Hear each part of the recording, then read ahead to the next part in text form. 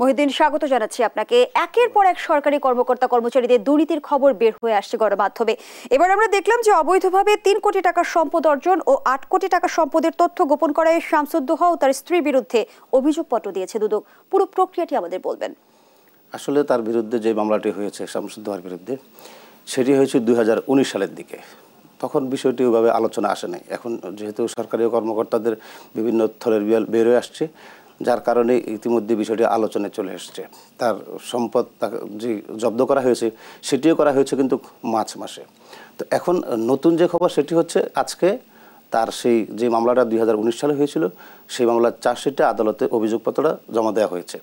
তো এর মধ্য দিয়ে এখানে আমরা যেটি দেখেছি সেটি হচ্ছে তার কাছে যেভাবে সম্পদের হিসাব চাওয়া হয়েছে, তিনি কিন্তু সম্পদের হিসাব ওইভাবে দেন নাই দুর্নীতি দমন কমিশনে। এটাকে বলা হয় নন সাবমিশন মামলা। উনি সম্পদের হিসাব না দেওয়ার কারণে ওই রকম একটি মামলা হয়েছে। কিন্তু দুর্নীতি দমন কমিশন নিজেদের অনুসন্ধানে যেটি পেয়েছে সেটি এখানে উঠে এসেছে। তার পক্ষ থেকে সে দুদককে ওইভাবে সহযোগিতা করে নাই তদন্ত পর্যায়ে। এখন এই পর্যায়ে আমি যতটুকু জানি তার কেরানীগঞ্জে একটি রিসোর্ট আছে, খুব বড় রিসোর্ট। সেই রিসোর্টও দুদক ইতিমধ্যে সিজ করেছে। এটি এখনও শুধু সম্পদের কথা বলা হচ্ছে, কিন্তু রিসোর্টটির কথা ওইভাবে এখনও আসে নাই, রিপোর্টে বা সংবাদপত্রে ওইভাবে আসে নাই। তার বাড়ি আছে, সেটি এসেছে। এখন তার পরবর্তীতে যেই ধাপটি হবে দুর্নীতি দমন কমিশনের যে নিয়ম, সেই নিয়ম হচ্ছে এখন এই সম্পদগুলো তারা রিসিভার নিয়োগ করে নিয়ন্ত্রণে নিয়ে নেবে। যেমন বেনজির আহমেদের রিসোর্ট এখন দুর্নীতি দমন কমিশন, গোপালগঞ্জের ডিসি তারা নিয়ন্ত্রণ করতেছে। সেখান থেকে যে ইনকাম হচ্ছে সেটি সরকার পাবে। তার সম্পদের ক্ষেত্রেও সেটি করা হবে। এখন এই ভদ্রলোকের ক্ষেত্রেও অন্যদের মতো আমরা যেটি শুনতে পাচ্ছি, তিনিও মনে হয় দেশে নেই, দেশের বাইরে চলে গেছেন। এখন এটি হচ্ছে যে তাদের বাঁচার একটা কৌশল। তারা যখন আসলে খবরটা উনি আগেই যেহেতু জেনেছেন মামলা হয়েছে, তার সম্পদ জব্দ হয়েছে, তার বিদেশে নিষেধাজ্ঞা দেওয়ার আগেই মনে হয় তিনি দেশ থেকে চলে গেছেন। এখন তাকে হয়তো আইনের আওতায় আনাটা খুব কঠিন হবে, কিন্তু তার সম্পদ যেটি আছে দেশের মধ্যে সেগুলো মনে হয় আর তার পাওয়ার। আমরা যেমনটি প্রতিবেদনে দেখছিলাম যে তার প্রায় ৫০০ কোটি টাকার সম্পদ রয়েছে। এই অঢেল সম্পদ করার পেছনে রহস্যটা কি?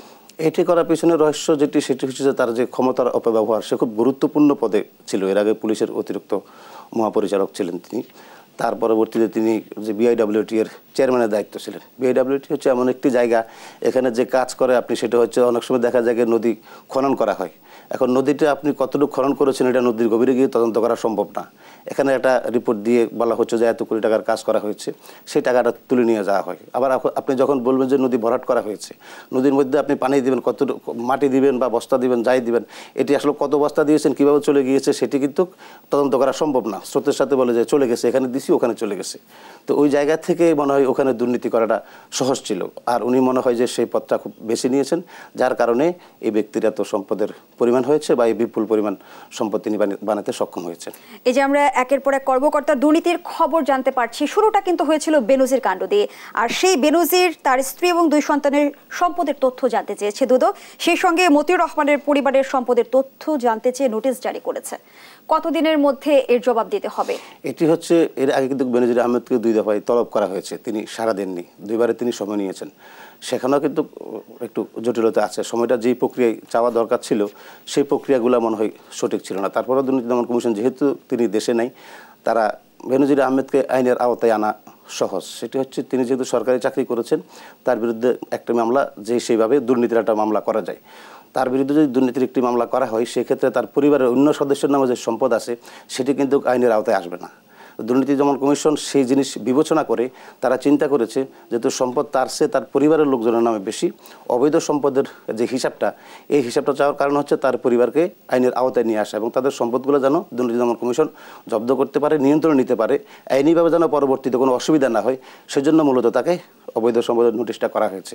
এখন তিনি 21 কার্য দিবসের মধ্যে যদি জবাব দিবেন, আর না দিলে তিনি কিন্তু সময় নিতে পারবেন। সময় চাইলে মাত্র 15 দিন সময় পাবেন, এর বেশি তিনি সময় পাবেন না। ওই 15 কার্য দিবসের মধ্যে তিনি নিজে আসতে পারেন, অথবা তিনি তার কোনো আইনজীবীকে মোক্তারনামা করে তার কাছে এই হিসাবটা তিনি দিতে পারবেন।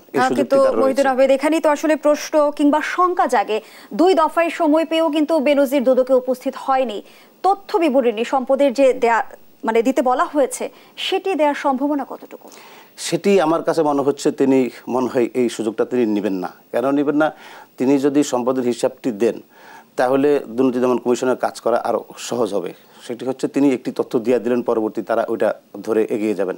আর যেহেতু সরকারি কর্মকর্তা, তিনি খুব বেশি আয় দেখাতে পারবেন না তার সম্পদের সাথে নেই, যার কারণে তিনি নিজেই যখন এটা সম্পদের হিসাব দিবেন তখন তিনি দুই ধরনের অপরাধের মধ্যে পড়ে যাবেন। একটা হচ্ছে তিনি সম্পদের হিসাব দিতে গেলে তাকে তথ্য গোপন করতে হবে। তথ্য গোপন করা মানে সম্পদের তথ্য যখন গোপন করবেন সেটা হয়ে যাবে আপনার জ্ঞাত আয় বহির্ভূত সম্পদ। আর যেটি তিনি ট্যাক্সে উল্লেখ করেছেন তার এখন যদি হিসাব দেন আর ট্যাক্সে যেটি উল্লেখ আছে সেটা হয়ে যাবে যখন তার আয়ের সাথে মিলবে না অবৈধ সম্পদ, তিনি দুই ধারায় কিন্তু অপরাধের মধ্যে পড়ে যাবেন। তো যেহেতু তারা এত বড় মানে কাজ করতে পেরেছেন, তারা এই ধারাগুলো বুঝছেন, তাদের আইনজীবী আছে, আমার মনে হয় যে তিনি সম্পদের হিসাব দিবেন না। তো হিসাব না দিলেও কিন্তু তার বাঁচার আপাতত আমি কোনো লাইন দেখছি না আইন অনুযায়ী। সেটা হচ্ছে দুর্নীতি দমন কমিশনের যদি কোনো অসহযোগিতা করে, কারো বিরুদ্ধে অভিযোগ আসে, যদি সম্পদের হিসাব না দেয়, সেক্ষেত্রে এটি নন সাবমিশনের মামলা হয়ে যাবে। এক্ষেত্রেও তিনি কিন্তু রক্ষা পাবেন না। ধন্যবাদ জানাচ্ছি। একই প্রক্রিয়া হবে আপনার যে মতিউরের ক্ষেত্রেও একই প্রক্রিয়া হবে। যেহেতু তিনি ওই যে সম্পদগুলো চাকরি করেছেন, তিনি একজন সরকারি চাকরি, কিন্তু তার যে সম্পদ তার নামে আছে, দুদক যদি দুর্নীতির মামলা করে শুধু এগুলা তাদের আওতায় চলে আসবে। কিন্তু তার ছেলে সন্তান, মেয়ে, স্ত্রী, তাদের নামে দেশের বাইরে যেগুলো আছে এগুলো দুর্নীতি দমন কমিশন আসলে ধরতে পারবে না। এগুলো আইনিভাবে সিজ করলেও কিন্তু রাখতে পারবে না, সিজ করতে পারবে না। সেই জন্য তার ক্ষেত্রেও তারা একই প্রক্রিয়া গেছে, পুরো পরিবারের সকল সদস্যের অবৈধ সম্পদের হিসাবটা চেয়েছেন। একদম স্পষ্ট। ধন্যবাদ জানাচ্ছি সহকর্মী মহিউদ্দিন আহমেদ। স্টুডিওতে আলোচনায় ছিলেন সহকর্মী মহিউদ্দিন আহমেদ।